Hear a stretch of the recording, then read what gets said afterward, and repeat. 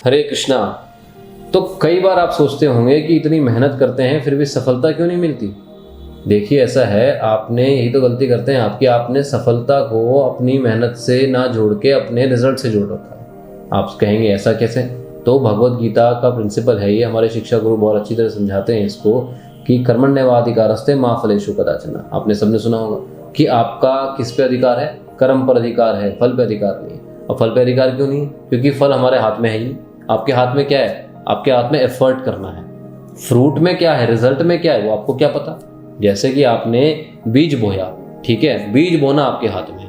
अब वो बीज बन के पेड़ बनता है और पेड़ बन के वो फल देता है, उसके बारे में अगर आप विचार करते रहोगे तो आपका काम नहीं होने वाला। आपको क्या करना पड़ेगा, बीज डालने के बाद आपको उसमें रोपण करना पड़ेगा, उसमें आपको पानी डालना पड़ेगा, ठीक है, उसमें आपको धूप देनी पड़ेगी, उसमें मतलब इस तरह से करना पड़ेगा कि उसको धूप भी मिले। तो अल्टीमेटली आपको एफर्ट करना पड़ेगा। अगर आप रिजल्ट के बारे में सोचते रहेंगे तो कैसे होगा काम। अगर मान लीजिए आपने ये सोच लिया कि भाई मेरा तो आनंद, मेरी जो सफलता है, मेरा जो आनंद है वो तो उसी में होगा कि जब ये बीज जो है ये बन जाएगा, फल दे देगा, तभी मैं आनंद रहूंगा, नहीं तो मैं दुखी रहूंगा। तो अब आप ये देखो कि आपने इतनी मेहनत करी, सब कुछ हुआ, और अगर मान लो फल नहीं आया, फिर आप तो दुखी रह गए, सारा जीवन भर दुखी रहे। तो इसलिए आपसे प्रार्थना है, अपनी एफर्ट को ही अपनी सफलता माने। अपने जो रिजल्ट गोल है, जो अल्टीमेट आप बना के चले हैं, उसको अपनी सफलता मत माने, है ना जी। वो तो आपने एक टारगेट बना लिया, ठीक है, अचीव होगा नहीं होगा, जो भी होगा वो देखा जाएगा, परंतु जो एफर्ट आप जो कर रहे हैं उसको आप अपना रिजल्ट मानिए, उसको उसी को अपना फ्रूट मानिए और उसके अनुसार चलिए। आप जिंदगी भर आनंद में रहिए। रिजल्ट ओरिएंटेड मत बनिए, एफर्ट ओरिएंटेड बनिए। ये भगवत गीता का प्रिंसिपल है, बिल्कुल। तो आपसे प्रार्थना है आप ये ध्यान से समझिए, बहुत सिंपल प्रिंसिपल है ये, कोई ज़्यादा इसमें दिमाग नहीं लगाना आपको। जैसे कि मान लो फुटबॉल खेलते हैं लोग बाग, तो फुटबॉल में क्या होता है कि एक गोल होता है, ठीक है।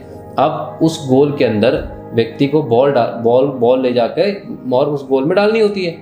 तो अगर जो प्लेयर है वो केवल अपना एफर्ट ना करे, मतलब अपने जो फुटबॉल जो वो खेल रहा है, अलग अलग मूव्स दे रहा है जिससे कि वो इधर उधर लोगों से बचाकर, प्लेयर से बचाकर वो गोल की तरफ बढ़ रहा है, वो उसको क्या कर रहा है, उसको वो बॉल की तरफ उसका पूरा ध्यान है, अपने एफर्ट की तरफ पूरा ध्यान है। उसको गोल दिमाग में है कि मुझे वहां जाना है, वहां मेरे को बॉल डालनी है, परंतु वो उस वक्त कर क्या रहा है, वो सोच किसके बारे में रहा है, वो बॉल को सोच रहा है कि मैं किस प्रकार बॉल को इधर उधर घुमा के वहां तक डाल दूं।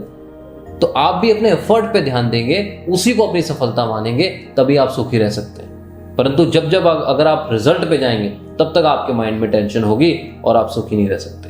तो ये भगवत गीता का प्रिंसिपल है। पर अब प्रश्न ये उठता है कि आप मेहनत कर किस लिए रहे हो।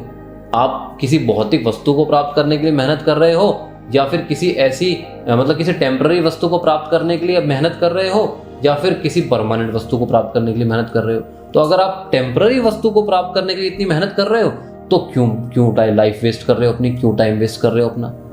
तो मेहनत करो एक परमानेंट वस्तु को प्राप्त करने के लिए, परमानेंट व्यक्ति से रिश्ता स्थापित करने के लिए, जिससे कि आप जीवन में परमानेंट आनंद प्राप्त कर सको, है ना प्रभु जी। जैसे कि मान लीजिए दो पहाड़ हैं, बड़े बड़े पहाड़ हैं, और एक पहाड़ के ऊपर क्या है, डायमंड है, ठीक है, बहुत बड़ा जबरदस्त डायमंड है, अरबों खरबों रुपए की कीमत है उसकी।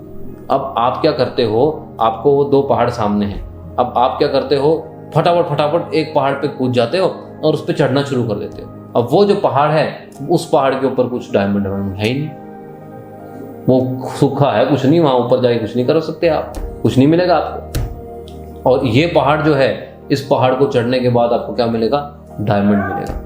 बिल्कुल, मेहनत आपने उस पर भी वही करी, उस पर भी वही करी है, अपना समय अपना वही आपने उसमें भी गंवाया, इसमें भी गंवाया, है ना। उसमें तो यूटिलाइज हुआ क्योंकि आपको डायमंड मिला, और उसमें आपने सारा वेस्ट कर दिया, क्योंकि आपको कुछ नहीं मिला। अंत में वहां भी नीचे भी जीरो थे और ऊपर गए, ऊपर भी जीरो, परंतु यहाँ नीचे जीरो हो परंतु ऊपर क्या मिला, डायमंड मिला। तो आध्यात्मिक ज्ञान लीजिए, स्पिरिचुअल नॉलेज लीजिए और उस डायमंड को प्राप्त करिए। वो डायमंड क्या है, वो हीरा क्या है, भगवान श्री कृष्ण, उनको प्राप्त करने का प्रयास करिए, उनकी सेवा को प्राप्त करने का प्रयास करिए। और वो कैसे होगा, वो आदेशों का पालन से होगा, उनके आदेशों का पालन करिए आप, है ना प्रभु जी। जैसे कि मान लो पहाड़ का एग्जाम्पल ले लेते हैं कि गुरु है, गुरु आपको बताता है कि उस माउंटेनियरिंग पे चढ़ने के लिए आपका गुरु होगा, वो आपको बताएगा कि इस तरह से इस माउंटेन पे चढ़ा जा सकता है, हैं? ये टूल्स का इस्तेमाल करके आप माउंटेन पे चढ़ सकते हैं। तो इस तरह जो गुरु होते हैं वो बताते हैं कि भगवत गीता में भगवान के क्या आदेश हैं और किस प्रकार आप भगवान को प्राप्त कर सकते हैं, उनकी सेवा प्राप्त कर सकते हैं और जीवन में एक ज़बरदस्त आनंद प्राप्त कर सकते हैं जो कि आपके सारे दुखों से मुक्त होगा। तो आप ऐसा आनंद प्राप्त नहीं करना चाहते, करना चाहते हैं ना, तो ऐसी मेहनत करिए जिससे कि आपको परमानेंट रिजल्ट मिले, टेम्पररी नहीं। उसी में आप सफलता प्राप्त कर सकते हो और सफलता से आप आनंद प्राप्त कर सकते हो। वही आनंद है, समझ में आया आपको? उसी से आपको आनंद मिलेगा। हरे कृष्णा, जय गौर हरे।